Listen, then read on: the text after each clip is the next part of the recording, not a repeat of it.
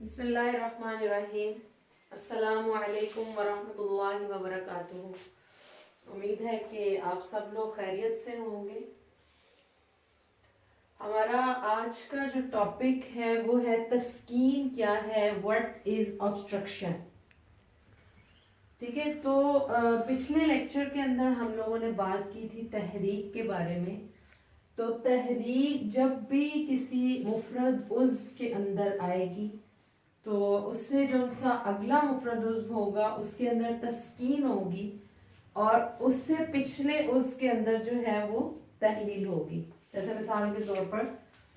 ہم اس کو ایک چھوٹی سی مثال سے سمجھتے ہیں کہ یہ ہمارا دماغ ہے، اعصاب ہیں، اور یہ قلب اور عضلات ہیں، اور یہ جگر اور غدد ہے۔ اگر جو ہے وہ اس مقام کے اوپر تحریک ہے تو اس سے اگلے میں تسکین واقع ہوگی، اور اس سے پچھلے میں تحلیل واقع ہوگی۔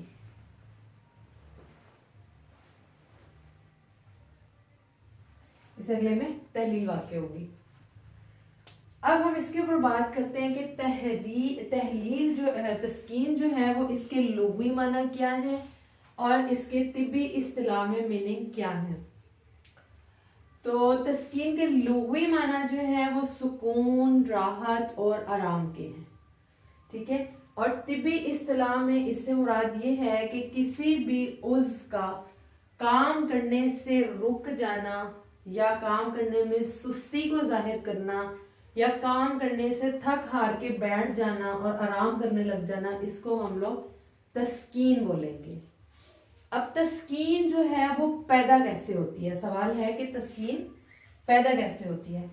تو جیسے کہ ہم نے تحریک کے بارے میں پڑھا تھا کہ جب کسی عضو کے اندر جو ہے وہ تحریک پیدا ہوتی ہے، وہاں پر آکسیجن جذب نہیں ہوتی ہے، وہاں پر کاربن جو ہے وہ رکنا شروع ہو جاتی ہے، وہاں پر ریاح رکنا شروع ہو جاتی ہیں، اور وہاں پر جو ہے وہ سکیڑ واقع ہونا شروع ہو جاتا ہے، اور وہاں کے خلیات جو ہیں وہ سکڑ جاتے ہیں۔ تو کیا کرتے ہیں کہ اب وہ رطوبات کو جذب کرنا چھوڑ دیتے ہیں۔ جب وہ خلیات جو ہیں وہ رطوبات کو جذب کرنا چھوڑ دیتے ہیں، جیسے اس ڈائیگرام کے مطابق یہاں پر دماغ کے اندر جو ہے وہ تحریک ہے، یہاں پہ سکیڑ واقع ہو گیا، یہاں پر دماغ نے اور اس کے ماتحت جو خلیات ہیں، اعصاب ہیں، ان سب میں جو ہے وہ سکیڑ اور تحریک آ گئی۔ تو اب یہ جو ہے انہوں نے رطوبت کو جذب کرنا چھوڑ دیا، تو اب یہ جو رطوبت ہوگی وہ تحریک سے اگلے عضو کی طرف یعنی تسکین والے مقام کی طرف چلی جائے گی۔ تو جس مقام کے اندر جو ہے ادھر کی رطوبات بھی یہاں پر آ جائیں گی، تو یہاں پر رطوبات جو ہیں وہ جمع ہونی شروع ہو جائیں گی، اکٹھی ہونی شروع ہو جائیں گی۔ جب یہاں پر رطوبات کا جو ہے وہ اجتماع ہو جائے گا،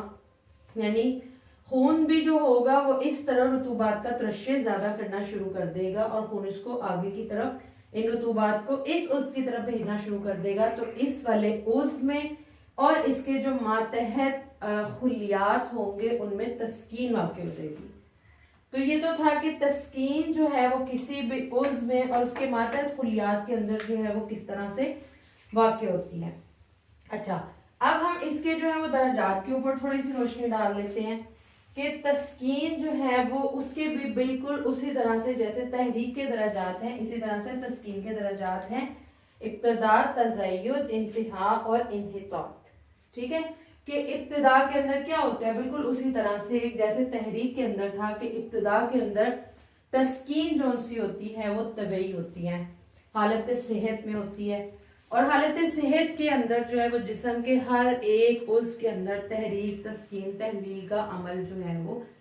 جاری ہے۔ تو اصل تسکین جو ہے وہ تو وہی ہے کہ جس میں تحریک تسکین کی طرف، تسکین تحلیل کی طرف، اور تحلیل جو سی ہے وہ تحریک کی طرف رواں ہو، تو اصل تسکین تو ہم اسی کو بولیں گے۔ اب ہوتا کیا ہے کہ جب تسکین جو ہوتی ہے وہ حالت تزاید میں آتی ہے، دوسرے درجے کے اندر آتی ہے، جب بہت زیادہ عرصے تک کسی بھی اس کے اندر تسکین رہتی ہے اور تزاید کے اندر پہنچتی ہے، تو پھر یہ طبعی نہیں رہتی بلکہ غیر طبعی ہو جاتی ہے اور مرض کی علامات جو ہوتی ہیں وہ آنی شروع ہو جاتی ہیں، یعنی کیفیات کو متاثر کرنا شروع کر دیتی ہے۔ اور پھر تزائید کے بعد جب انتہا میں آتی ہے تو پھر کیا ہوتی ہے، اس وقت میں پھر یہ غالب آنا شروع ہو جاتی ہے اور اخلاق اور افعال کو متاثر کرنا شروع کر دیتی ہے۔ ٹھیک ہے جی، اب اسی کو ہم تھوڑا سا اس کے اندر رکھ کے دیکھ لیتے ہیں کہ ہماری باڈی کے اندر جو مختلف قسم کا عمل تعامل ہوتا ہے، ٹھیک ہے، تولید کا عمل ہوتا ہے، اسی طرح سے جو ہے وہ فضلات کا اخراج ہوتا ہے، حرارت جو ہے وہ رکتی ہے، تغذیہ ہوتا ہے، افعال سرزد ہوتے ہیں۔ تو یہ ان درجات کے تحت ان میں کیا فرق پڑتا ہے؟ تو جب تسکین جو ہوتی ہے وہ حالت ابتدا کے اندر ہوتی ہے، حالت صحت کے اندر ہوتی ہے، تو یہ کیا کرتی ہے، ہمارے جسم کے اندر جتنے بھی خلیات جو ہیں وہ بنتے ہیں، ان کو بنانے کے لیے جس قدر بھی رطوبات کی ضرورت ہوتی ہیں اسی مقدار کے اندر جتنی ان کی ضرورت ہے یہ ضرورت کے مطابق بنتی رہتی ہیں، اور جو زائد ہوتی ہیں ان کا جسم سے اخراج ہوتا رہتا ہے، یعنی جتنی کی ضرورت ہے وہ جسم میں جذب ہوتی ہے اور جو زائد ہے ان کا جسم سے اخراج ہوتا رہتا ہے۔ اور حرارت جو ہے، یعنی جب تسکین جو ہوگی وہ حالت صحت کے اندر ہوگی، ابتدائی درجے کے اندر ہوگی، تو یہ حرارت کو بھی جو ہے وہ بڑھنے نہیں دے گی بلکہ اپنی رطوبت کی وجہ سے اس کو مرطوب رکھے گی، حرارت بڑھنے نہیں پائے گی۔ تغذیہ اس طرح سے کرے گی کہ جو اخلاق ہیں ان کا جو قوام ہے، اخلاق کے قوام کو جو ہے وہ بالکل ایک اعتدال پر رکھے گی، اس کے قوام کو اس طرح سے سیٹ رکھے گی جیسے لائک ہمیں کھانا بنانے کے لیے جس قدر پانی کی ضرورت ہے تو اتنا اس کے اندر جو ہے وہ ڈلتا جائے گا، تو یہ جو ہے وہ حالت صحت کے اندر رہے گی۔ اسی طرح سے افعال جو ہیں وہی کہ تحریک تسکین کی طرف، تسکین تحلیل کی طرف، اور تحلیل جو ہوگی وہ تحریک کی طرف گامزن رہے گی، تو یہ سارا پروسیس حالت صحت کے اندر رہے گا۔ اب جب یہ دوسرے سٹیپ پہ جائے گا یعنی تزائد کے اندر، تو پھر کیا ہونے لگ جائے گا کہ یہاں پر اب جو ہے وہ رطوبات کا اجتماع ہونا شروع ہو جائے گا، ٹھیک ہے، اور رطوبات کا اجتماع ہوگا اور اخراج نہیں ہوگا، یعنی جن رطوبات کو جسم کے اندر رکنا چاہیے وہ جسم کے اندر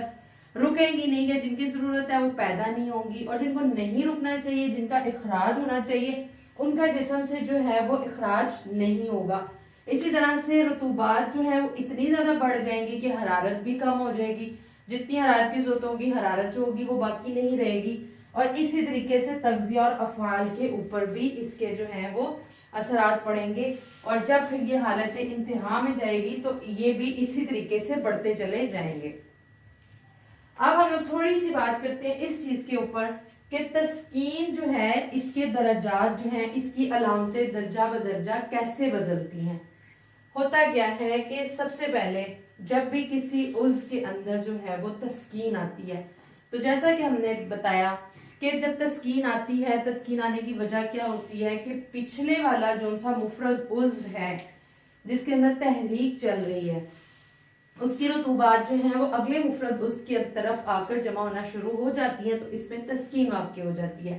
اب جب اس عضو کے اندر تسکین جو ہے وہ ایک دیر تک قائم رہتی ہے اور وہاں پر حالت صحت کی طرف جو ہے وہ رجوع نہیں کرتی، تو سب سے پہلی جو ان سی علامت پھر پیدا ہوتی ہے کہ وہ عضو اور اس کے ماتحت جو خلیات ہوتے ہیں وہ پھولنا شروع کر دیتے ہیں، ٹھیک ہے، وہ کیا کرتے ہیں، ان کے اندر وہ پانی جمع ہو کر وہ پھول جاتے ہیں، وہ سائز میں جو ہیں وہ بڑے ہو جاتے ہیں، ان کا ویٹ جو ہے وہ زیادہ ہو جاتا ہے، ان کی رنگت جو ہے وہ چینج ہونا شروع ہو جاتی ہے۔ اس کی مثال کو بالکل آپ اس طریقے سے سمجھ سکتے ہیں کہ جیسے ایک گوشت کی بوٹی ہو، اس کو ہم پانی کے اندر ڈال دیں، تو جب اس کے اندر پانی جو ہے وہ جمع ہونا شروع ہو جاتا ہے تو اس کے بعد کیا ہوتا ہے، اس کی رنگت بھی چینج ہو جاتی ہے، اس کے اندر پانی بھر جاتا ہے، وہ پھول کر موٹی ہو جاتی ہے، اس کا ویٹ بھی زیادہ ہو جاتا ہے۔ تو بالکل یہی والی سچویشن جو ہوتی ہے وہ یہاں پہ بھی پیدا ہوتی ہے۔ اب پھولنے کے بعد جو اس کی دوسری علامت ظاہر ہوتی ہے تسکین کی، وہ کیا ہوتی ہے کہ وہ سستی آ جاتی ہے ان اعضاء کے اندر، اس مفرد عضو کے اندر اور اس کے ماتحت جو ہیں وہ خلیات کے اندر، کیونکہ وہ پھول جانے کی وجہ سے سستی کا شکار ہو جاتے ہیں اور اپنے افعال کو احسن طریقے سے اور اچھے طریقے سے سر انجام نہیں دے پاتے ہیں،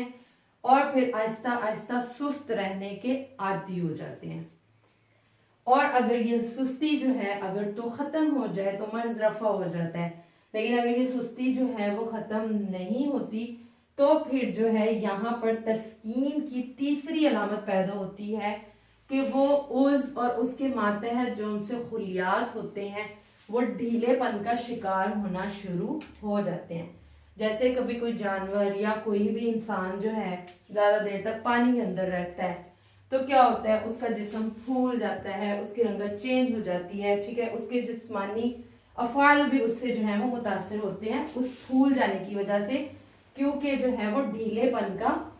शिकार हो जाते हैं। और अगर ये ढीलेपन की कैफियत जो सी है वो एक अरसा तक उस उज़्व और उसके मातहत खुलियात के अंदर रहे रतूबात के इज्तिमा की वजह से, तो फिर क्या होता है कि वो आज़ा सुन होना शुरू हो जाते हैं। अच्छा, अब सुन हो जाना बिल्कुल इसी तरीके से है जैसे आमतौर पर देखा जाता है कि बैठे बैठे किसी इंसान का जो है वो बाजू सो जाता है, उसका हाथ सो जाता है, उसका पाँव सो जाता है। तो इसमें क्या होता है कि सो जाने की वजह से उसको ऐसा महसूस हो रहा होता है जैसे बिल्कुल जो है ना वो एक बोझ सा है, उसका बाजू बहुत भारी भारी सा हो गया। उस वक्त में क्या किया जाता है, उसको उठाने के लिए हम जो है बिला इख्तियार इस तरह से करते हैं, हम उसको हरकत देते हैं। एक जो है वो एक जबरी हरकत दी जाती है, गोया वहां पर एक हम लोग जबरी तहरीक पैदा करते हैं, और तहरीक पैदा करने के साथ वहां पर हम लोग गोया ऑक्सीजन को जज़ब करते हैं। उस तहरीक से ऑक्सीजन पैदा होती है और वो ऑक्सीजन जज्ब होने से जो है वो दोबारा से वर्क करना शुरू कर देता है। लेकिन ये सब कुछ टेम्परेरी होता है, एक आर्जी तौर पर होता है, ठीक है। बिल्कुल यही सूरत जो है वो इसके इलाज की भी होगी कि तस्कीन वाली जगह पर क्या किया जाएगा कि वहां पर तहरीक पैदा कर दी जाएगी तो उसका जो है वो मर्ज रफा हो जाएगा। अब अगर सुन हो जाने के बाद वो उस जो है या उसकी ये अलामत रफा हो जाए तो मर्ज ठीक हो जाए, लेकिन अगर जो है वो काफी अर्सा तक वो उज़ और उसके खुलियात सुन रहते हैं तो फिर आखिरकार वो सोने लग जाते हैं। तो सो जाना जो है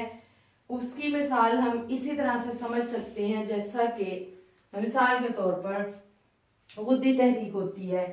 ठीक है, उसके अंदर क्या होता है कि वो दूध के अंदर तहरीक है और दिमाग जो उनसे होता है वो तस्कीन में चला जाता है। अब जितने भी महसूसात हैं वो सारे दिमाग और आसाब के ताबे होते हैं। जब दिमाग और आसाब तस्कीन में गए होते हैं, गुनूदगी में गए होते हैं, तो बिल्कुल भी जो है किसी चीज को महसूस नहीं करते। इस वजह से इस तहरीक के अंदर क्या होता है, नींद की कसरत होना शुरू हो जाती है, नींद जो होती है वो बहुत ज्यादा आना शुरू हो जाती है। तो बिल्कुल इसी तरह से इन भी आज़ा की मिसाल है कि जब इनके अंदर तस्कीन जो है वो दर्जा बदर्जा अलामात के साथ जब बढ़ती है, पहले फूलते हैं, फिर सुस्ती का शिकार होते हैं, फिर ढीलेपन का शिकार हो जाते हैं, फिर सुन होने लगते हैं और आखिरकार सोने लग जाते हैं, ठीक है। तो एक कंडीशन इसके अंदर ऐसी भी आती है, बाजों का जो होता है वो इस तरह होता है कि जो तस्कीन वाला उज़्व होता है वो कोई और होता है और उसकी अलामात जो है वो किसी दूसरे उसके ऊपर जाहिर हो रही होती हैं। मिसाल के तौर पर अगर जो है वो जिगर के निचले हिस्से के अंदर सोजिश हो, जिगर के जो है निचले हिस्से के अंदर तस्कीन हो, तो क्या होता है कि निचला हिस्सा जो अमूमन टांगे और पाँव वगैरह ये ज्यादा सोते हैं, और अगर जो है वो दिमाग के सर के पिछले हिस्से में जो है वो तस्कीन हो तो क्या होता है, दाएं और बायां जो है वो हाथ सोने लग जाते हैं, ठीक है। तो अब जो है तस्कीन किसी एक उसके अंदर है और उसकी अलामात जो है वो किसी दूसरे उसके ऊपर यानी हाथ पांव के ऊपर जाहिर हो रही हैं। इसी तरह से बाजों का जो है वो दायां हाथ सोता है, बाजों का बायां हाथ सोता है, और इसी तरीके से समटाइम जो है वो आधा होंठ, एक साइड की तरफ के होंठ या चेहरा ये जो होते हैं वो सुन होने लग जाते हैं। तो ये जो है वो किसी ना किसी मुफरद उज़्व में तस्कीन की बिना पर जो है वो इस तरह से होता है। अब सो जाने के बाद भी इसकी जो है आगे से फिर दो अलामात हैं, इसमें दो सूरतें पैदा होती हैं। सो तो जाते हैं लेकिन फिर आखिरकार क्या होते हैं, रतूबात की जो है वो इस कदर ज्यादती होती है कि आखिरकार रतूबात के इज्तिमा की वजह से जो खुलियात होते हैं वो डूबना शुरू हो जाते हैं, और जो रतूबात होती हैं वो इन खुलियात को डुबो कर मारना शुरू कर देती हैं, जिसकी वजह से जब वो खुलियात जो हैं उस रतूबत के अंदर मरते हैं, गलते हैं, सड़ते हैं, मर जाते हैं, तो वो जो होता है ताफुन वहां पर पैदा हो जाता है। और वो रतूबत जो सी होती है जिसके अंदर वो खुलियात मरते हैं वो क्या होती है, वो गदली भी हो जाती है, वो मुताफिन भी हो जाती है, वो जहरीली भी हो जाती है, और वहां पर जो है वो क्या होता है, कीड़े पड़ जाते हैं, अजसाम पड़ जाते हैं। इसी को हम जो है वो क्या कहते हैं, जरासीम बोलते हैं, जिसको मॉडर्न मेडिकल साइंस जो है वो जरासीम का नाम देती है। और फिर जो है वो उनको मारने के लिए वहां पर जो है वो एंटीबायोटिक मेडिसिन वगैरह जो है वो दी जाती हैं, क्योंकि ये इसका कोई उसूली तरीका इलाज जो है वो नहीं है अगर देखा जाए तो। क्यों? क्योंकि उन बेशक वो एक वक्ती तौर पे उसको खत्म जरूर कर देंगे, लेकिन जो है इसके मरने के बाद यानी ये जरासीम जब खत्म होंगे तो उनके मुताफिल होने से जो दोबारा आगे जरासीम पैदा होंगे उन वो जो है वो उस पहली दवाई के साथ फिर उसका असर खत्म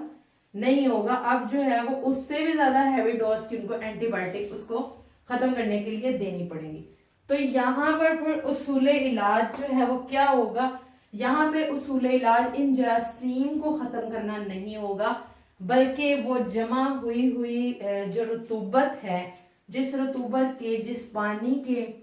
खड़े रहने की वजह से उसके अंदर जो है वो कीड़े पैदा हो रहे हैं, असल में जब उसको खत्म कर देंगे तो जो है ये खुद ब खुद अजसाम और ये जो जरासीम है ये सब के सब खत्म हो जाएंगे। ठीक है। और बाज़ औक़ात क्या होता है, ये ताफुन जो होता है वो इतना ज्यादा बढ़ता है, इतना ज्यादा बढ़ता है कि रतूबत इंतहाई खराब हो जाती है, और ये जो है हमारे पास तर गैंग्रीन की सूरत में मर्ज सामने आता है।